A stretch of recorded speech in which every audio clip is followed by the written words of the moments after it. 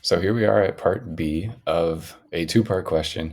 And as I mentioned in the first video for question 1A, it's really important that you get the first part of any of these two-part questions correct, because the way the NJ, GPA, ELA has been graded in the past is it doesn't give you any credit for part B if you don't get part A correct. So really you have to focus a lot of time and attention on part A to make sure that you get yourself on the right track and even set yourself up for success on part B. This question's fun because it has a classic literary device, plot device that's known as foreshadowing that all of your English teachers, I'm sure, know about and have told you about. This particular question is asking you to identify an example of foreshadowing. But there's a lot going on in this question, so I really want to break down for you all of the things that you need to know in order to answer this question correctly. And when I do that, I want you to be thinking about anytime you read a question, what is it asking of you? What is it asking you to do? And I think as I'm looking at this question, there are three things that you need in order to answer this question correctly. And you should be doing the same thing when you take these tests and answer these multiple choice questions, is thinking to yourself, what is required of me? What do I need to know in order to answer this question correctly? So the first thing that I think that you need to do to get this question right is know, what does the farmer's daughter discover about Michael at the end of paragraph 2? Because until you figure that out, you won't be able to know what is foreshadowing this discovery. So what is the discovery that the farmer's daughter, her name is Bridget, that she finds out about Michael at the end of the paragraph? This is the first thing you're looking for. And we know that she discovers that Michael has hidden himself as a scarecrow by the time that we get to the end of paragraph 2. And by the way, you should see the paragraphs are numbered. So anytime a question asks you to go to a certain paragraph, take a quick look at the number of that paragraph, and that's how you'll know, okay, I'm in paragraph 2. That's where you need to be. And it tells us also not just to look in paragraph 2, it tells us to look at the end of paragraph 2.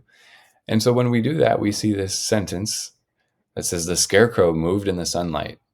The next sentence says, it had stood with its back to her in a battered old black hat and a tattered garment, and with all its tatters flying, it strode away across the hill.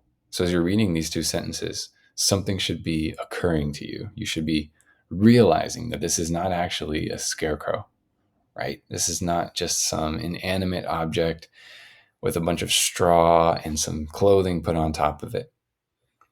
A scarecrow is what farmers use to scare away the crows, to make sure these birds don't come and land on their crops. But of course, in this case, what is the scarecrow? Or more importantly, who is this scarecrow? By now, you should have figured out that it's Michael and that he disguised himself as a scarecrow and put on the clothes of the scarecrow and stood frozen, stock still, and then ran away. He bought himself some time and he ran away, right?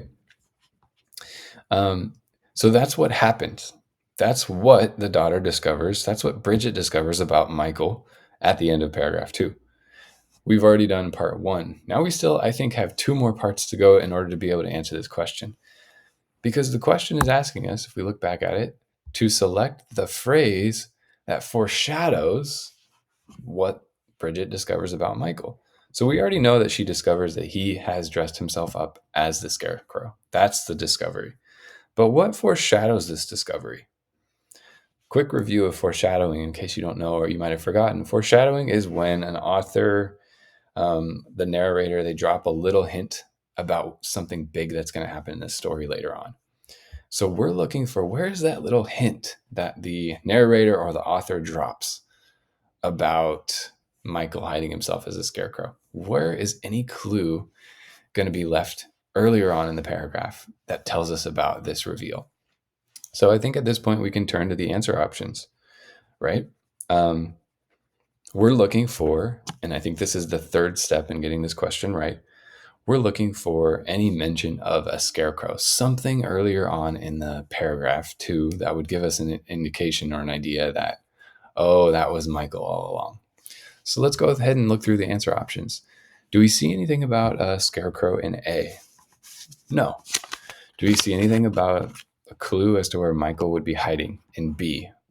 No, nothing about that. No clue about the Vanishing Prince. And C, do we see any clues about a scarecrow? Says there was no sound save the droning of summer flies and the occasional flutter of a bird unfamiliar enough to be surprised by the scarecrow in the field. Hold on, wait a minute. So not only does this answer option mention a scarecrow, it's talking about birds fluttering and flying away because they were surprised by a scarecrow in the field.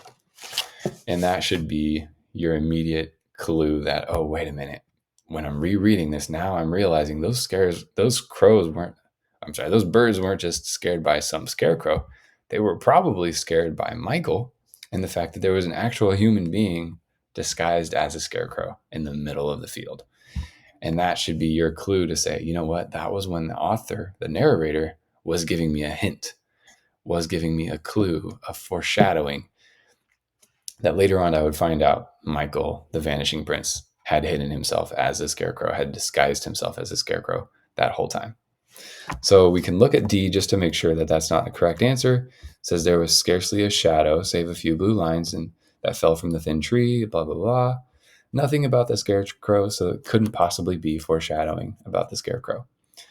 So I wanted to go over this question a little bit longer because I think it had many steps that you needed to follow, starting with identifying what does the daughter discover. Okay, she discovers that Michael was a scarecrow all along, and that was how he hid himself. Number 2, what is foreshadowing? Okay, and where is that foreshadowing? And then number 3, looking for foreshadowing that shows the scarecrow is actually Michael, but that has to come earlier on in the text before we actually find out later. So those are the steps I think you need to get this question right. And once you do all of those things, you'll come to the conclusion that actually C is the correct answer.